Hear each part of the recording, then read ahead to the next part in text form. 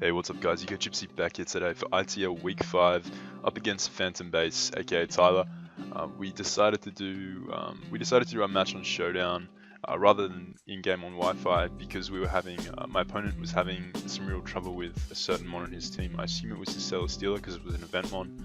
May have been something else, but yeah, having an issue with Jenny. So we decided to move it to Showdown, and here we are. So back in our home territory, Showdown. Shoutouts MPL. But yeah, this should be a fun match. I've crafted a pretty fun team for this week. Definitely the most fun team I've built for in the ITL so far. Most of my ITL teams have been quite balanced, with a lot of emphasis on certain checks to certain mons on my team. This team is a far more offensive variant. So going to go over the sets quickly because there is some heat. There is definitely some heat on this team. So first up we have a pretty fast spread on my Lando. I'm pretty bulky, adamant. I do have some attack investment, enough to secure certain 2 KOs, certain OKOs on certain mons.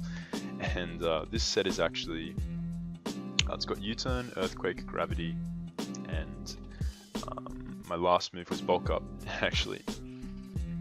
You may be wondering, why not carry Z-Fly for Gorgeist? Well, looking at my team, he didn't really have too much of a reason to bring Gorgeist, but I do have great answers to it. What Bulk Up allows me to do is it allows me to beat his setup mons. He also has stuff like Haxorus on his team, which is a real big threat. And Bulk Up, if I can Bulk Up on something like Celesteela's Protect on an Earthquake, I can OHKO the next turn with Earthquake. And then if he brings in Blastoise the next turn, I actually have the Z move Ground, which means I can OHKO Blastoise at +1 with that Z move. It's not Continental Crush, it's the Tectonic Rage, so that's pretty tight. It's a pretty sick Lando set, and I'll be able to U-turn on stuff like Gorgeist into my Blaziken, which can just take complete advantage of it. Nuke it with a Flare Blitz, but we'll get to that when we get there. Next up we have a Scarfed Lele, just a solid Revenger. If you guys haven't seen, the second last one on my team is Shuckle, and yeah, you best believe we're bringing webs this game. So Lele basically is here to take advantage of like a Scarfed Haxorus who can avoid the speed drop from webs, thinking it outspeeds my team. I have Lele in the back to outspeed that at neutral, which is solid. It also outspeeds a Weavile, a Scarfed Weavile, after the speed drop from sticky webs. That is definitely nice. It's a pretty solid mon versus his team. If you have a look, like nothing bar Celesteela appreciates a Moonblast, so that's definitely pretty solid. It can definitely be a late game sweeper, a late game win con, as well as an early game breaker with my psychic coverage in the psychic terrain. So then we have Decidueye, who is basically here to block his only means of removing hazards versus my team. So his Blastoise there, as you can see, he also had Kamala on his squad, so you get a couple of spinners, and Decidueye can comfortably take them on. Once they get webs up, I'm definitely not going to be outsped by either of them. I'm outspeed them naturally anyway. But I've got enough speed on my Decidueye to outspeed a max speed Weavile after the webs drop, which means that I can baton pass out safely, not fearing a knockoff or an Icicle Crash. Ice Shard is still going to do a decent chunk, but it's unlikely he'd Ice Shard versus a Decidueye. I am running quite a bit of speed on my Decidueye. I am sub baton pass Roost to Leaf Blade, so if I can sub up on like a switch out something like Celesteela, I can pass the sub into something like Landorus, Blaziken, or Suicune and just really go to work. Then we have Banded Blaziken, a really solid one in this matchup. It literally 2 KOs his entire team, and yeah, had to bring that super hot fire to this match because webs plus Blaziken is yeah, pretty nasty to face. So then we have Shuckle, just webs Stealth Rock lead Shuckle, rocking Encore and Infestation just in case he wants to set up versus me, slash if he wants to spin, spam spin versus me. So obviously mental herb so I don't get taunted by a couple of his fast taunters on his team. And then we have sub Carmine Raw Scald Suicune, so pretty nice way of Carminding up, beating opposing Carminders such as Sylveon, and Dragon Dancing Haxorus who wants to Dragon Dance as I Carmind. But yeah, this thing is a really solid win con. If you look at his team, the biggest threat to my Suicune, honestly, is the Raichu, who can outspeed after webs if he's like a max speed variant. But Suicune really takes on stuff like Celesteela that isn't running like Energy Ball. It takes on Blastoise effortlessly with sub. I don't have to fear Toxic or anything like that. Obviously, I'm not really going to be wanting to take a raw, subbing up, losing health and getting rawed out, but that's definitely something we'll scout for during the match. And yeah, it's looking to be a fun one. So I'm going to lead off with my Smeagol, my Shuckle, not my Smeagol, and I'm going to set up my webs turn 1. He goes for the Volt Switch, crits me on the first turn. I think my Showdown is fucking up, but we'll just go back a turn. We'll just reset. So I'm going to lead off with my Shuckle as he leads off with his Raichu. Yeah, we get the first turn crit, which is, yeah, what can you expect? Unfortunate, because you're going to see without that crit damage I would have been able to live 2 Scalds from this Blastoise, as he does go for Scald, as I go for the Encore here, just in case he wanted to lock himself into Rapid Spin. Without the crit, I would have been able to live 2 Scalds and set up my rocks. Yeah, obviously I'm not in range for that now, but I can preserve Shuckle as Death Fodder late game during like a rampaging Emboar, wanting to just get a free switch into something to take it on, without, losing one of my important ones to a Flare Blitz or something like that. So webs are crucial, whilst Stealth Rocks would have been really nice up against this team, chipping down everything. Really, he doesn't have a resist to Stealth Rocks. I'll happily take getting webs up, as I do have a fantastic way of keeping them up with Decidueye in the back. So I'm going to go out this turn, swap out into my Decidueye, as he does switch out into his Celesteela. He was Encore locked, so it was a bit of a, I don't know, bit of a tough decision that turn, whether to stay in and get my Stealth Rocks up, or whether he'd predict me to switch out into a Water Resist and just get up, get in Suicune or Decidueye there. He does make a play of switching out to a Celesteela, which obviously can take my Decidueye on. This turn I'm going to switch out into my Suicune, scouting for the potential Scarfed Celesteela, and I'm going to go into my Suicune here. He goes for the Heavy Slam, revealing that he's more than likely a defensive spread, as that didn't do too much. He's got like a little bit of attack investment, but nothing crazy. So this turn I'm going to Scald, just to scout what he wants to do. If I subbed here and he's like Raw Blastoise, that's annoying, and if he goes Blastoise I have to switch into my Decidueye anyway, because I don't want him to spin away hazards on my sub. So Scald was my play here. If he Leech Seeded, I could have just switched out to something like Blaziken the next turn. But he's going to go into his Blastoise, and we're going to fire up a Scald, and we're going to get a burn. So I guess justice for the turn 1 crit, I suppose, as now his Blastoise is inside. I'm just going to go into my Decidueye here. As he goes for the Ice Beam, he makes the nice read there, predicting my Decidueye to come in and firing off the hit that does the most damage to my Decidueye. But obviously we chew because we are max HP. Not Spidef invested, but Decidueye has really nice natural Spidef bulk. So this turn I'm going to sub covered Toxic. It also covered him switching out to Celesteela, as now I can gain his speed investment. I can gain if he's a Scarf set, but we do believe it's confirmed at this point that he's not like max attack, so he's more than likely not a Scarf set. But I can just roost up this turn and safely kind of scout what sort of set he is, what he wants to go for, potentially lock himself into. He does go for Acrobatics this turn, so I am going to Baton Pass, not wanting to stay in. As this turn he's actually going to go for the Leech Seed, and he's going to miss. So unfortunate for my opponent. I did have Landorus here. I did plan on U-turning the next turn had he got the seeds up. Landorus covered him going for like a Wild Energy Ball or something like that, predicting my Suicune. Also covered him going into something like Raichu, predicting my Suicune to come in on the Acrobatics, as I am a very bulky Landorus spread. But he goes for the Leech and he misses.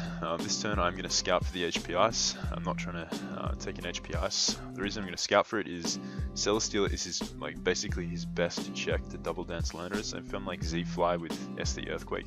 Nothing on his team really takes me on at all. Like, he has Ice Shard Weavile, but he really appreciates a defensive switch into that. So I'm going to go into my Blaziken to scout for that.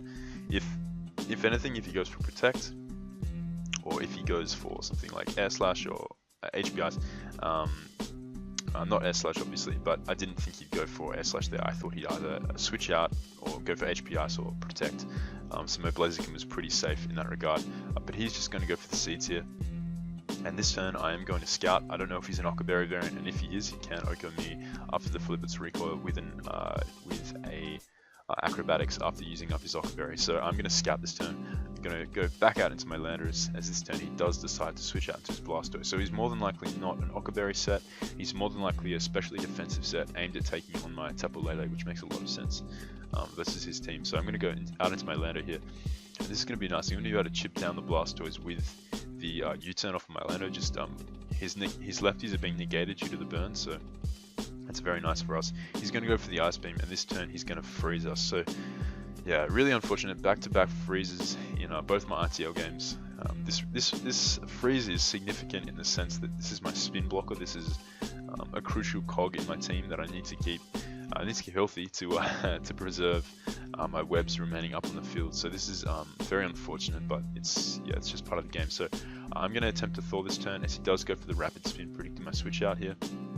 Maybe into Blaziken, trying to catch another Ice Beam. This turn I am going to switch out to Blaziken.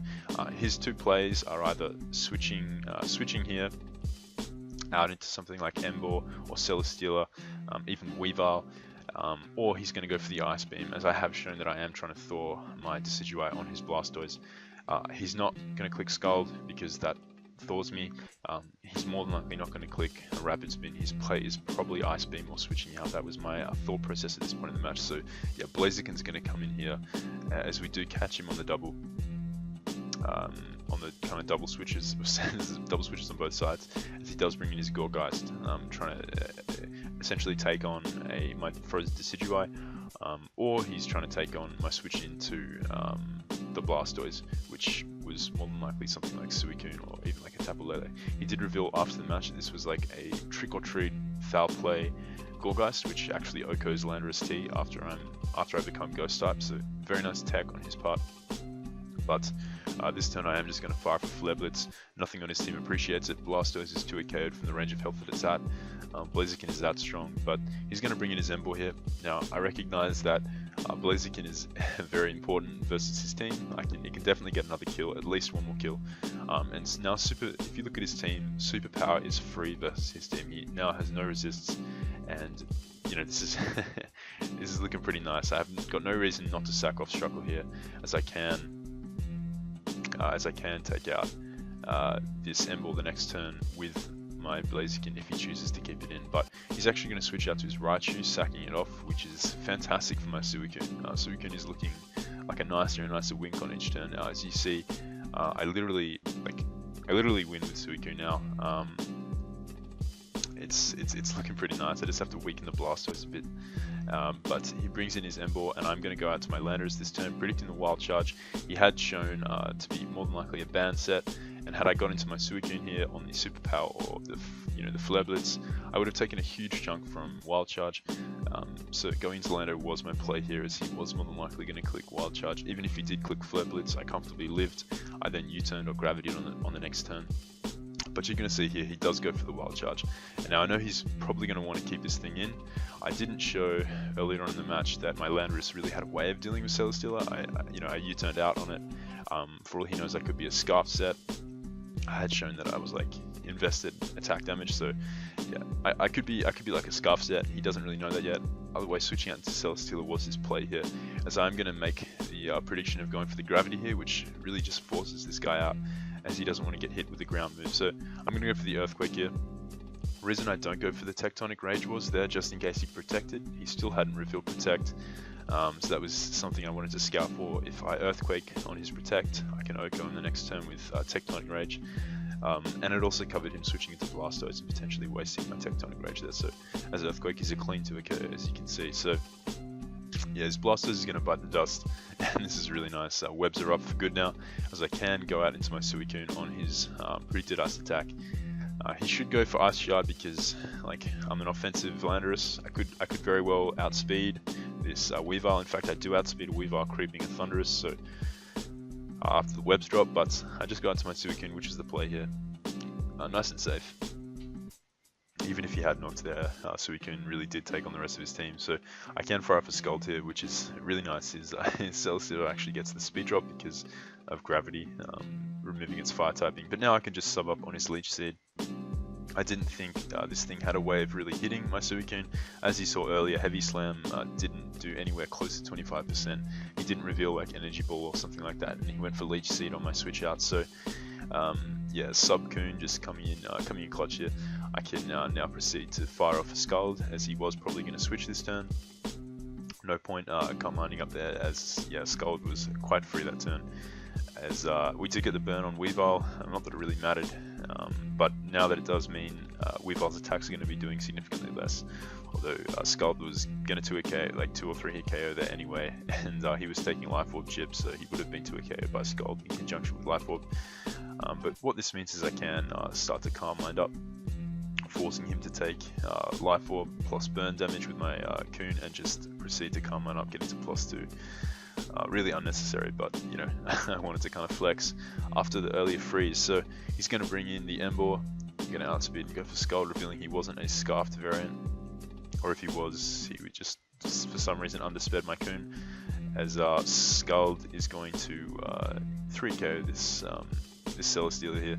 I'm going to sub just in case he wants to go for Leech and like prolong the game, but he does just proceed to Acrobatics twice. So I don't know if he was no item Celesteela, and Suicune is just really fat. But yeah, one doesn't break my sub, so that's pretty nice, as we can proceed to just knock him out with the Scald. So yeah, very nice game up against Phantombass Tyler.